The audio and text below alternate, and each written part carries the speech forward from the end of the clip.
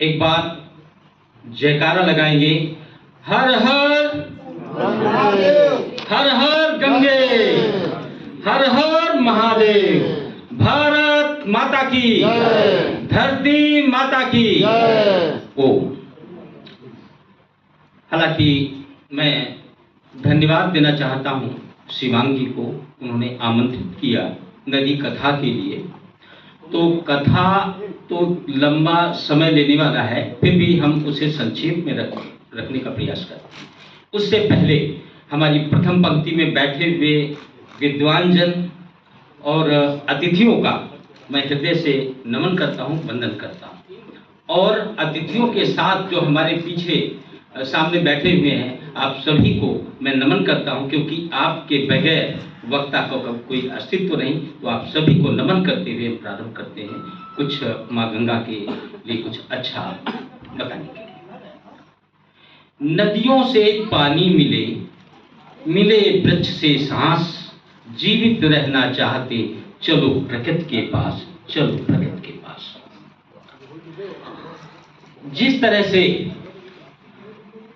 हम तमाम सारे धार्मिक त्योहारों को मनाते हैं, कुछ राष्ट्रीय त्योहार मनाते हैं, तो त्योहारों को दो कैटेगरी में हम बांट सकते हैं। एक तो हमारे धार्मिक त्योहार या पौराणिक त्योहार, दूसरे आधुनिक त्योहार। और त्योहार मनाने के पीछे मंशा यही रहती है कि जो अपने त्योहारों के बारे में, अपने त्योहार क्यों मनाए जाते हैं, उनके बारे में अगली पीढ़ी को हम बताएं। आधुनिक त्योहारों की हमने चर्चा की, जैसे वन दिवस हो गया, जल दिवस हो गया, पर्यावरण दिवस हो गया, नदी दिवस हो गया। ये आधुनिक त्योहार हैं और इनके मनाने के पीछे भी मंशा यही रहती है कि हम जिस दिन जो त्योहार जल दिवस हम मनाते हैं, तो जल के बारे में आत्मचिंतन करें, मंथन करें, और उसके पीछे हमें क्या व्यवहार करना है, इन सब का। तो खैर, माँ गंगा,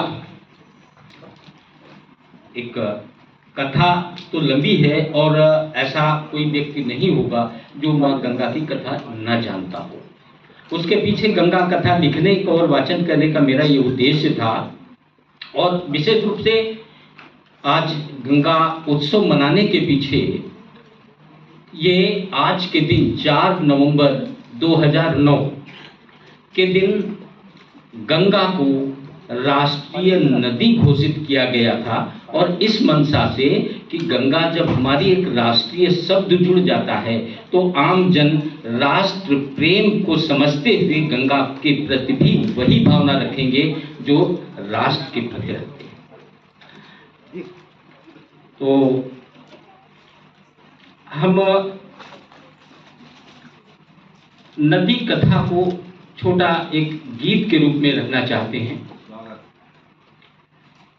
कथा नदियों की सुनाते, कथा नदियों की सुनाते, व्यथा नदियों की सुनाते, कथा नदियों की सुनाते, व्यथा नदियों की बताते, जल जीवन। राजेश जी दोहराइए, हमारे बीच बैठे हुए हैं। पूज्य गंगा महिमा को जन जन तक पहुंचाते। तो एक गीत है,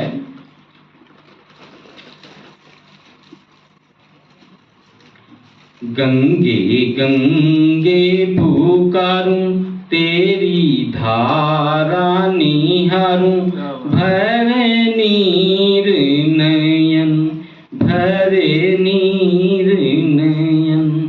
गंगे गंगे पुकारूं, तेरी धारा निहारूं, भरे नीर नयन। हम नदियों के तट पर जाते हैं तो गंगा की क्या अवस्था है, उसको देख करके ये पंक्तियां हमने लिखी थी।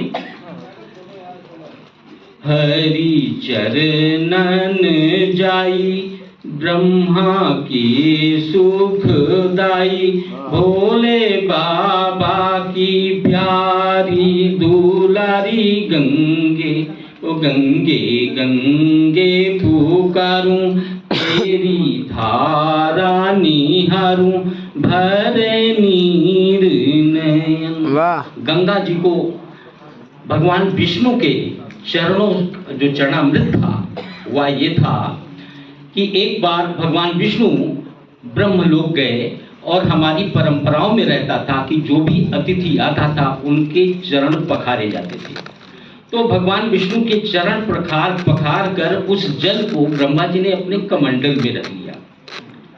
खैर, माँ गंगा इस तरह से भगवान विष्णु के चरणों से जन्म लेती हैं और गंगा की ब्रह्मा जी की पुत्री के रूप में उनके यहाँ संरक्षण पाती है। आगे क्या होता है, माँ गंगा की चंचलता, पवित्रता को देख करके स्वर्ग लोक के देवताओं ने ब्रह्मा जी से निवेदन किया कि माँ गंगा को स्वर्ग लोक में होना चाहिए। माँ गंगा ब्रह्मा जी के द्वारा स्वर्ग लोक को समर्पित कर दी गई। आगे राजा सगर के 60,000 पुत्र जो बड़े उन्मादी थे और उस उन्माद में उन्होंने तीनों लोकों में त्राही त्राही मचा दी थी और पाताल लोक में जब वो पहुंचते हैं तो कपिल मुनि के आश्रम में पहुंचते हैं और कपिल मुनि के आश्रम में वो अपना घोड़ा जो बंधा दे करके वो मुनि को तमाम सारी बात विवाद करते हैं। मुनि जी जब आंखें खोलते हैं तो वो श्राप देते हैं कि जिस उन्माद में तुमने हमारी तपस्या को भंग किया है वो तुम्हारा सब के सब भस्म हो जाओ। उनकी पीढ़ी में 3 पीढ़ियों ने लगातार तपस्या की। फिर तपस्या करते हुए जो अंतिम पीढ़ी जिसे भागीरथी का नाम पड़ा, भागीरथ जी ने बहुत लंबी तपस्या की, लगभग 10,000 वर्षों की तपस्या की। माँ गंगा को प्रसन्न किया। फिर माँ गंगा का इतना वेग से धरती लोक पे आना तो उनके वेग को रोकने के लिए भगवान शिव की प्रार्थना की कि माँ गंगा तो आ जाएंगे लेकिन वो सीधे पाताल लोक चली जाएंगी तो कैसे धरती पर रुकेंगी। तो भगवान शंकर जी को उन्होंने प्रसन्न किया। भगवान शंकर ने माँ गंगा को अपनी जटाओं में रखा। महिमा भोले की बड़ी, महिमा भोले की बड़ी, दिया गंग को मान, मस्तक पर स्थान दे, पर भूल गया इंसान। जिन पवित्र माँ गंगा को भगवान शंकर ने अपने सिर पर धारण किया और धारण इसलिए भी किया कि गंगा या पवित्र नदियों का इतना महत्व है कि उनके बगैर हमारे जीवन की कल्पना हम नहीं कर सकते। क्यों? जल ही जीवन है और जीवन का प्रमुख स्रोत ये नदियां हैं। समुद्रों का अथाह पानी बारिश बन के जब उड़ता है तो कुछ बर्फ जमता है, कुछ सीधे हम तक पहुंचता है। जो बर्फ जमती है वो लंबे समय तक धीरे धीरे पिघल करके पानी आता है और वो पानी मीठा जल जो लगभग 1% है वो नदियों के माध्यम से सहज रूप में निःशुल्क हम तक पहुंचता है। अगर हम उन नदियों को सम्मान देने के लिए भगवान शंकर ने अपने मस्तक पर धारण किया था। खैर, गीत की अगली पंक्तियां हैं, इसी में कथा हम थोड़ा सा बताते चलेंगे। लहराते चले बल खाते चले, मद मस्त हिमालय से गाते चले। लहराते चले बल खाते चले, मद मस्त हिमालय से गाते चले। भर आंचल में प्यार निराली गंगे, ओ गंगे गंगे पुकारूं, तेरी धारा निहारूं, भर नीर नयन।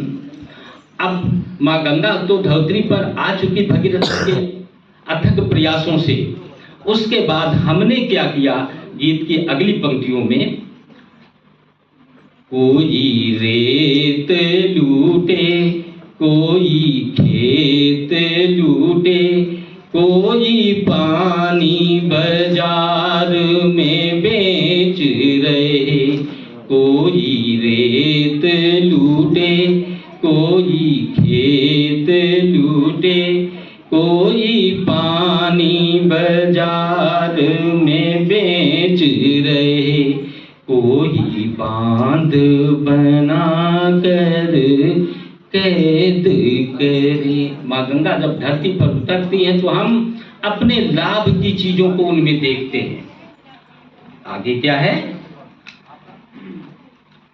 पाप जगत के माँ धोती हैं, पाप जगत के माँ धोती हैं, कूड़ा कचरा मल धोती हैं, कूड़ा कचरा मल धोती हैं, भर भर आंसू अब रोती हैं, भर भर आंसू अब रोती हैं, लूट गई दुखी यारी गंगे, तो गंगे गंगे पुकारूं, तेरी धारा निहारूं, भरे नीर नयन, भरे नीर नयन। भोले बाबा तुम्हारी गंगे कैसे बचें, भोले भगवान भोलेनाथ से एक प्रार्थना कि जिस माँ गंगा को अपने सिर पर धारण किया था, हम साधारण मनुष्य इस गंगा को कैसे बचाएं।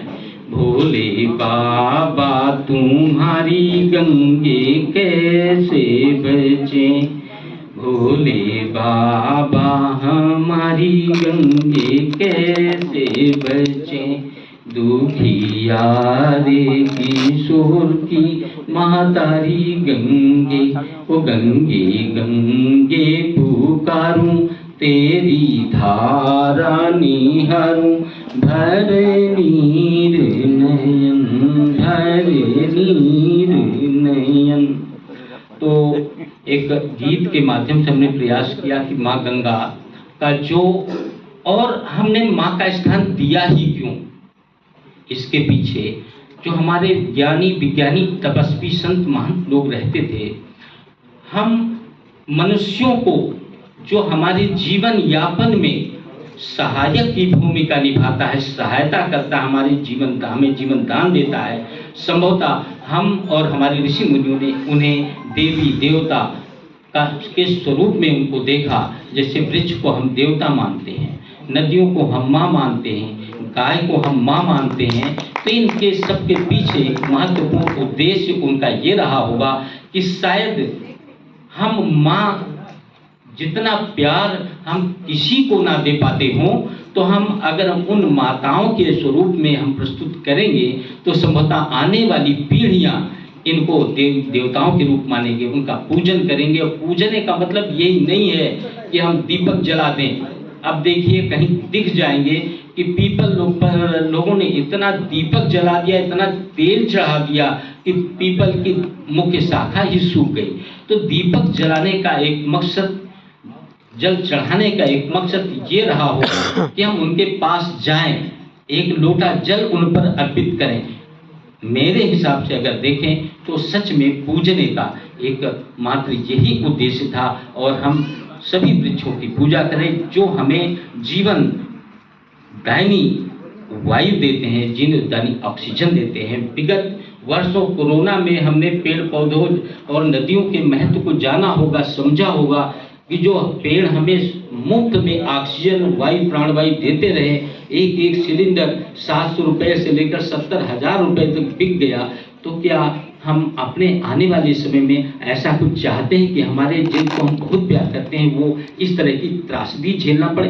तो संभवतः प्रश्न उत्तर होगा नहीं। तो आइए हम सब अपनी माँ गंगा को और माँ गोमती को बचाने के लिए, संरक्षित करने के लिए, सुरक्षित, ताकि उनमें सदा नीरा जल बहता रहे और वो नदियां कल कल बहती रहें और हम अपने बच्चों को वो उपहार स्वरूप दे जाए जिसकी उन्हें आवश्यकता होगी।